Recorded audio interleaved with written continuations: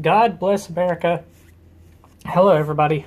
I am the Talk Radio Protege, and this is the Protege program. I don't talk about Christianity a lot on this channel. I know that most people don't appreciate being preached to from a system that they don't subscribe to. Nevertheless, I feel it is appropriate to talk about this story brought to you by our friends over at Fox News, specifically Mr. Caleb Park. Let us look at the contents of this story that's titled, Christians and White People Get Unmerited Perks, Live Easier Lives, according to George Washington University seminar. Sad, in my opinion, that the university named after the president that established the National Day of Giving Thanks to the God of Christians and Jews is now teaching Christian privilege, and more importantly, white privilege, as you are going to see. According to an event description, students will learn about ways American Christians receive things that they don't deserve. Excuse me, hello, hi, me, yes, the one in the back wearing the MAGA hat. Would you care to describe some of these perks, some of the things that Christians allegedly get that they don't deserve? Because I'm curious and would like to know. The event is titled Christian Privilege, but our founding fathers were all Christian, right? And seriously, what is it with SJWs and using this kind of childish language? Maybe the sentence is not childish in and of itself, but it sounds childish, especially in my head. Thursday is part of its Excellence in Leadership seminar. How does... I'm sorry. How does being woke on white privilege make you a good leader? Being woke on Christian privilege make you a good leader? Timothy Kane will discuss how American Christians have easier lives and get built-in advantages over non-Christians, as well as making room for all religions and secular identities on an equal playing field. Yeah, hi, me again. The one in the MAGA hat in the back again. Yeah, I have a question. Which religion is it who's having its monuments torn down all across this country? Just out of curiosity. It wouldn't happen to be Christians and Jews, would it? You know, all those, what are they called? 10 Commandments, monuments, and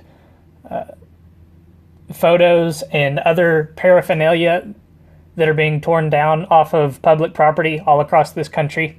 Because I don't think those belong to Muslim religions. It also singles out white people. Students will learn about white privilege, specifically in the role of denial when it comes to white privilege. I would like to deny white privilege. Maybe that's my white privilege talking. Other seminars offered by include heterosexual privilege, cisgender privilege, LGBTQIA, where's the plus, you bigot, diversity, and inclusion.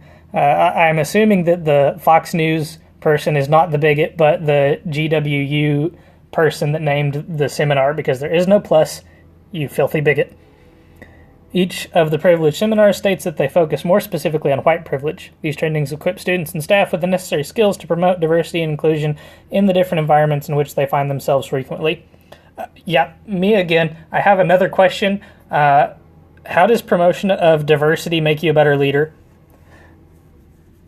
Because if I'm not mistaken, diversity is not in and of itself a quality that is in and of itself a moral quality. But I'm just the curious white privileged guy in the MAGA hat in the back.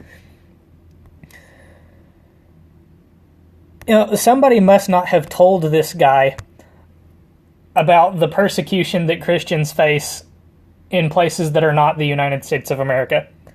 This from the Huffington Post of all places. Mr. Kelly James Clark writes, over the past year I've written of the intolerance that Christians have shown to Muslims in the U.S. from Missouri to wherever that place is. Christians have demonstrated both a lack of charity and a denial of the right to religious liberty by setting fire to old mosques and opposing new ones. I don't know of any Christian group that has set fire to a mosque. I defy you to show me where that is a real thing. And I get opposing new mosques on religious grounds for one, but on American grounds for another. Islam had almost nothing to do with the foundation of this country, fight me.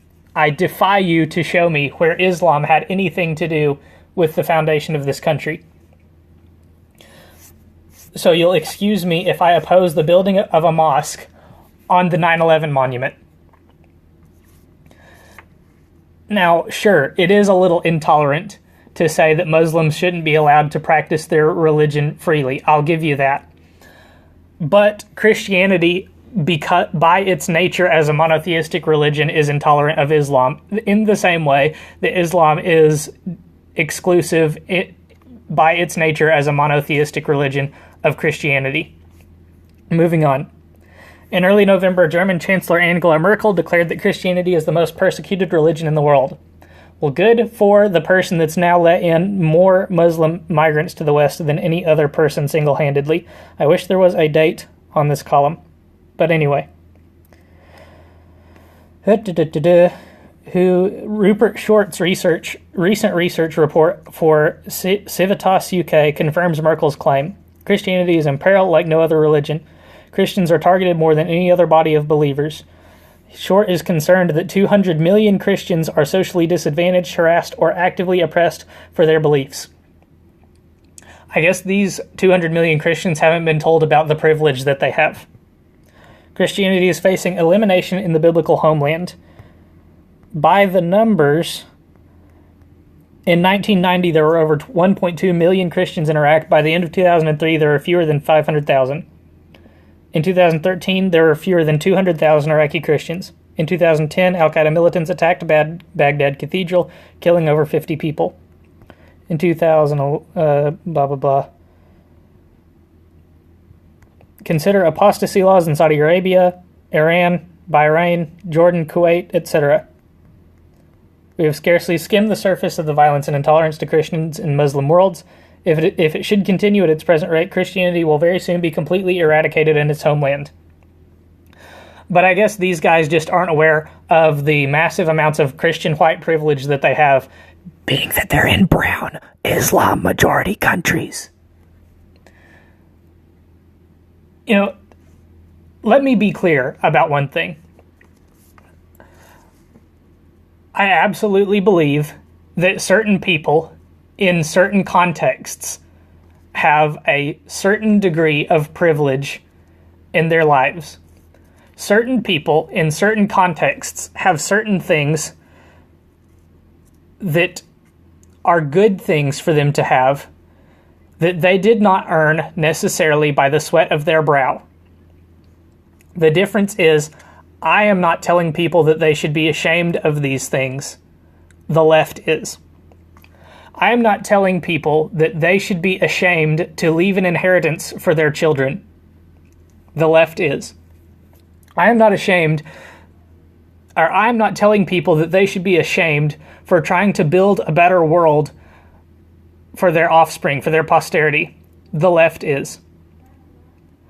I'm not telling people that they must forfeit the things that they have worked hard for so that their posterity may not have those things. The left is. And I think this is a crime against humanity to preach this privilege crap. And that's all that I have to say about the issue. I hope that you guys enjoyed this video. Leave a like if you did. Hit subscribe, hit the bell for notifications if you want to see more. This is the second video of the day. If you're looking for comments on the migrating, excuse me, my white privilege again, the migrating brown people coming up from Mexico, look earlier in the day for that. That went up around 12:30-ish. Also, if you're looking for comments about the shooting that just happened today at YouTube headquarters in California, you can bet those are coming tomorrow. I have one prediction. The shooter was not a member of the NRA. I have a second prediction that I'm a little less confident in, but I'm pretty certain that this is the case. The shooter was not a lifelong conservative Republican. Come back tomorrow, see if those things play themselves out. Until then, have a great evening, good night, and God bless.